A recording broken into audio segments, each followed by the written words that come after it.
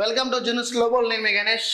నిబంధనలకు విరుద్ధంగా ఇటుక బట్టి నిర్వహణ అంటూ వార్త నవ తెలంగాణ రాసిండు.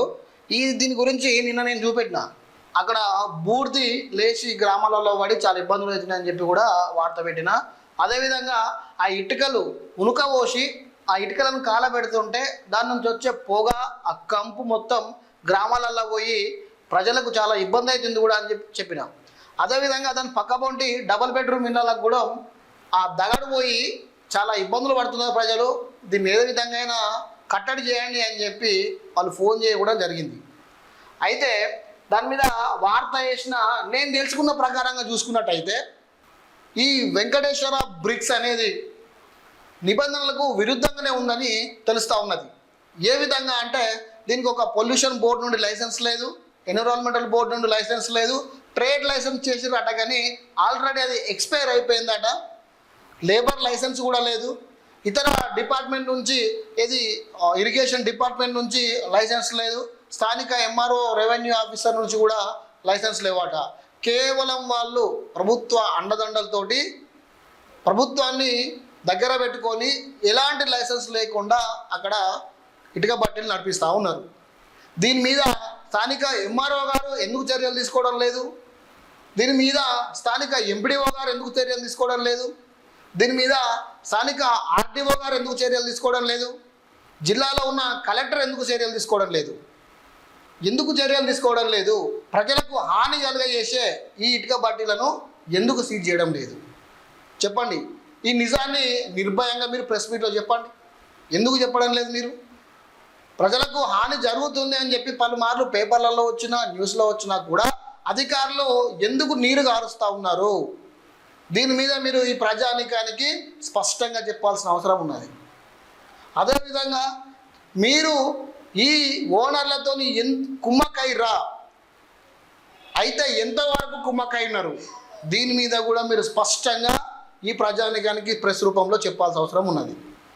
ఇది అక్రమమా సక్రమమా మీరు తేల్చాల్సిన అవసరం కూడా ఉన్నదని చెప్పి అడుగుతా ఉన్నా. రైట్. ఇప్పుడు నవ తెలంగాణలో రాసిండు కాటార మండలంలోని విలాసనగర్ గ్రామ పంచాయతీ పరిధిలో నిర్వహిస్తున్న వెంకటేశ్వర బ్రిక్స్ ఇటుక బట్టి గ్రామ ప్రజలకు శాపంగా మారింది. స్థానికులు ఆవేదన వ్యక్తం చేస్తున్నారు. నిబంధనలకు విరుద్ధంగా కొనసాగుతున్న ఇటుక బట్టి నుంచి వెలువడుతున్న దట్టమైన పొగ, దుమ్ము, బూడిద కారణంగా గ్రామంలో తీవ్ర కాలుష్యం పరిస్థితులు నెలకొన్నాయని ప్రజలు ఆరోపిస్తూ ఉన్నారు. ఇప్పుడు ఈ ఇటుక బట్టిలో పనిచేసే ఎవరైతే కూలీలు ఉన్నారో వాళ్ళు ఒడిస్సా నుంచి వచ్చిన కూలీలు. వీళ్ళు ఆ కూలీలకు ఇచ్చే పైసలతో తెలుసా? మీరు నిజంగా చెప్తే నవ్వుతారు. ఈ రోజులలో ఆ పైసా కూడా ఎవరు పని చేస్తున్నాడు అంటారు. ఒక్క ఇటుక తయారు చేస్తే 25 పైసలు ఇస్తుండట ఆ ఒడిస్సా కూలీలకు. అంటే చూడండి, లోకల్లో ఉండే కూలీలు 25 పైసలకు వర్క్ చేయరని చెప్పి ఒడిస్సా, మహారాష్ట్ర, ఛత్తీస్గఢ్ ఆ ఏరియాలను తీసుకొచ్చి కూలీలను వాళ్ళతోని తక్కువ రేటుకి ఇచ్చి పని చేపిస్తున్నారు. ఈ రోజులలో పావుల జల్లుతుందా? మీరు ఒకటి అర్థం చేసుకోండి. పావుల రూపాయితో తయారు చేసి వాళ్ళు ఇటుకను 8, 9 నుంచి 11 రూపాయల వరకు విక్రయిస్తున్నారు. ఎంత లాభం? కూలీలకు ఇచ్చేది పావుల రూపాయలు, కానీ వీళ్ళు లాభం పొందేది ఎంత? 11 రూపాయల వరకు అమ్ముతా ఉన్నారట. ఇక చూడండి, ఇది ఎక్కడ కూలీలు లాభపడుతున్నారు? ఏమన్నా గొడ్డు కష్టం చేస్తూ ఉన్నారు వాళ్ళు ఎండలో. చిన్న చిన్న పిల్లలు కూడా అందులో పనిచేస్తూ ఉన్నారు.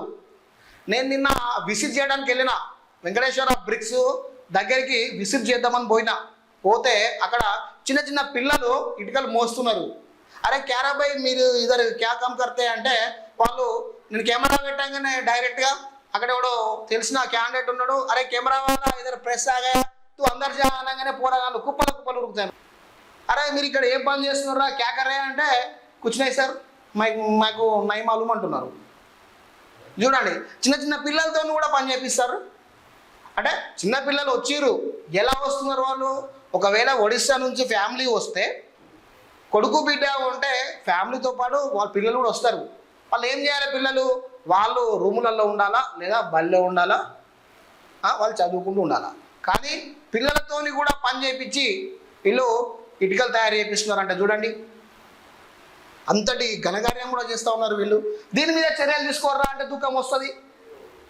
అరే ప్రజలకు న్యాయం జరిగే వ్యవస్థ నడుస్తున్నది, దాన్ని సీజ్ చేస్తే ప్రజలకు న్యాయం జరుగుతుంది, ప్రజలు ఆరోగ్యంగా ఉంటారు.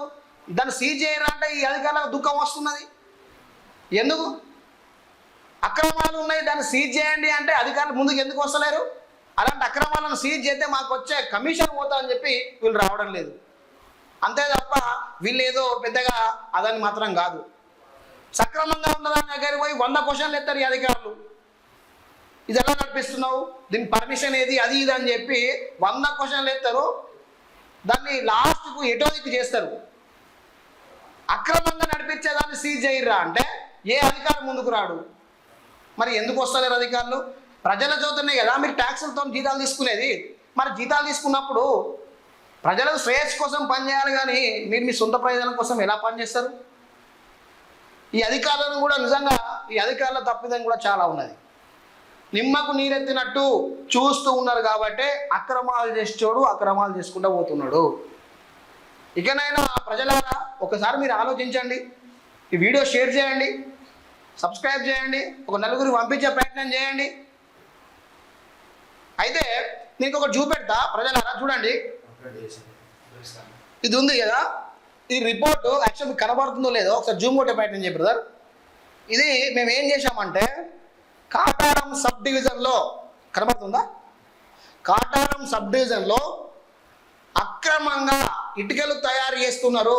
గ్రామ పంచాయతీకి చలాన కట్టడం లేదు, ట్రేడ్ లైసెన్స్ తీసుకోవడం లేదు, పొల్యూషన్ బోర్డు నుంచి పొల్యూషన్ బోర్డు నుంచి లైసెన్స్ లేదు, ఎన్విరాన్మెంటల్ బోర్డు నుంచి లైసెన్స్ లేదు, లేబర్ లైసెన్స్ లేదు. ఇవన్నీ లైసెన్స్ లేకుండా ఇటుకలు తయారు చేస్తున్నారు, ఎక్కువ మొత్తంలో అమ్ముతున్నారు, గ్రామ పంచాయతీకి గండి కొడుతున్నారు అని చెప్పి మేము ఒక రెఫరెండం కలెక్టర్ గారికి ఇచ్చినాం, ఎంఆర్ఓ వారికి ఇచ్చినాం, ఎంపీడీఓ వారికి ఇచ్చినాం. దీని మీద మరి యాక్షన్ ఏది? అసలు అధికారులు ఉన్నారా? మొద్దు నిద్ర పోతున్నారా? ఏం చేస్తున్నారు? మీ జీతాలు అట్టానే చూసుకుంటారు అంతేనా? ప్రజలు ఏడబోతే నాకు సంబంధం లేదా? మేము ఆల్రెడీ దీని మీద రెఫరెండం ఇస్తే ఒక్కరంటే ఒక్కరు పట్టించుకోలేదు, కేవలం నోటీసుల వరకే పరిమితం అవుతున్నారు. ఫీల్డ్లో పోయి వెరిఫికేషన్ చేయడం లేదు, ఫీల్డ్ దగ్గర పోయి చర్య తీసుకోవడం లేదు. అదే అధికారి ఎందుకు తీసుకోవడం లేదు? మరి ప్రభుత్వమే కదా జీతం ఇచ్చేది, ప్రజలే కదా ట్యాక్సులు కట్టేది, మరి ఎందుకు తీసుకుంటలేదు? యాక్షన్ ఎందుకు తీసుకోవడం లేదు? ప్రజల చేతనే మీరు ట్యాక్సులు కట్టించుకుంటారు, ప్రజల చేతనే మీరు జీతాలు తీసుకుంటారు. ప్రజలకు ఆపద వచ్చిందంటే మీరు అక్కడ ముందుండి పని చేయరు. ఎందుకు చేయరు మరి? ఇది ఇటువంటి అకృత్యాలు జరుగుతూ ఉన్నాయి. సో ప్రజలారా మీరు గమనించండి, గమనించి మీరు వీడియో మాత్రం షేర్ చేసే ప్రయత్నం చేయండి. రైట్. ప్రతిరోజు ఉదయం నుంచి రాత్రి వరకు ఇటుక బట్టి నుంచి వచ్చే పొగతో గ్రామం మొత్తం కమ్ముకపోవడంతో శ్వాసకోశ సమస్యలు వంటి ముడింపులు, దగ్గు వంటి అనారోగ్య సమస్యలు పెరుగుతున్నాయని మహిళలు, వృద్ధులు ఆందోళన వ్యక్తం చేస్తున్నారు. చిన్నారులు కూడా తీవ్ర ఇబ్బందులు పడుతున్నారని గ్రామస్తులు చెప్తున్నారు. ఇటుక బట్టి నిర్వహణ ఇప్పటికే గ్రామ పంచాయతీ అధికారులు పలుమార్లు నోటీసులు జారీ చేసినా నిర్వాహకులు మాత్రం ఎలాంటి మార్పు లేకుండా యథేచ్ఛగా కార్యకలాపాలు కొనసాగిస్తున్నారని సమాచారం. చూడిగా ఇక్కడ వృద్ధులు, గ్రామస్తులు ఇక రానున్న రోజులలో ఆ బూడిద, ఆ పొగ, ఆ స్మెల్తో గర్భిణీ స్త్రీలకు చాలా ఇబ్బందులు కూడా వస్తాయి. ఎందుకంటే శ్వాసకోశ సంబంధించిన వ్యాధులు వస్తాయి. రేపు కొత్తగా పుట్టే బాబు అయినా పాప అయినా కానీ డిజబిలిటీ అయి పుడతాడు. మొత్తం ఆక్సిజన్ మొత్తం కల్తీ అయిపోతున్నది, కార్బన్ డైఆక్సైడ్గా మారుతూ ఉన్నది, తినే ఫుడ్ కూడా బూడిద పడుతూ ఉన్నది, పీల్చే గాలి మొత్తం కలుషితం అవుతూ ఉన్నది. రేపు కొత్తగా పుట్టే బాబుకు ఇవన్నీ ఆయన ప్రభావం చూపెట్టవా? గర్భిణీ స్త్రీలో ఉన్న ఆ బాబుకు చూపెట్టవా? ఇవన్నీ ప్రభావం చూపెట్టదా? దీని మీద కూడా జర మీరు చూడాలి. ఇప్పటికైనా జిల్లా ఉన్నతాధికారులు స్పందించి ఇటుక బట్టిపై తక్షణమే చర్య తీసుకోవాలని, కాలుష్యం బారిన పడుతున్న తమ గ్రామాన్ని రక్షించాలని విలాసాగర్ గ్రామ ప్రజలు వేడుకుంటున్నారు. లేకపోతే గ్రామస్తులంతా కలిసి ఆందోళన కార్యక్రమం చేపడతామని హెచ్చరిస్తున్నారు. ఇప్పుడు ఏదైనా యాక్షన్ తీసుకోవాలి అంటే మన తెలంగాణలో ధర్నాలు చేయాలి, ఆత్మహత్యలు చేసుకోవాలి, పెట్రోల్ పోసి నెప్పంటించుకోవాలి. అప్పుడు ఏదైనా అధికారులు మెల్లగా లేచి ఏసీల నుంచి ప్రజల దగ్గరికి వచ్చి ఏం జరిగింది అని చెప్పి బద్ధకంగా అడుగుతారు. ఏదైనా వైరల్ అయితే తప్ప అధికారులకు సోయి ఉండదు. ఒకసారి రెఫరెండం ఇస్తే దాని మీద యాక్షన్ తీసుకోరు. ధర్నాలు రాస్తారోకోలు చేస్తే ఇటు పోలీసు వాళ్ళు వచ్చి వీళ్ళకి మునిగిపోతారు, అటు అధికారులు వచ్చి దాని మీద యాక్షన్ తీసుకుంటారు. అంతవరదాకా ఏం యాక్షన్ తీసుకోరు. గిసోండి దుర్భరమైన పాలన మన తెలంగాణలో నడుస్తుంది. ఇక మన రేవంత్ అన్న ఏమంటాడు, ప్రజాపాలన అంటాడు. కానీ తెలంగాణలో గడీల పాలన బద్దలు కొట్టి గుండాల పాలన తీసుకొచ్చిండు, రౌడీల పాలన తీసుకొచ్చినట్టుగా కనబడుతుంది. ఏదేమైనా తెలంగాణలో లా అండ్ ఆర్డర్ ఇట్లా నడుస్తున్నది. ప్రజలారా మీరైతే వీడియోని షేర్ చేయండి, సబ్స్క్రైబ్ చేయండి. Please do watch the news global news channel. Thank you so much for watching.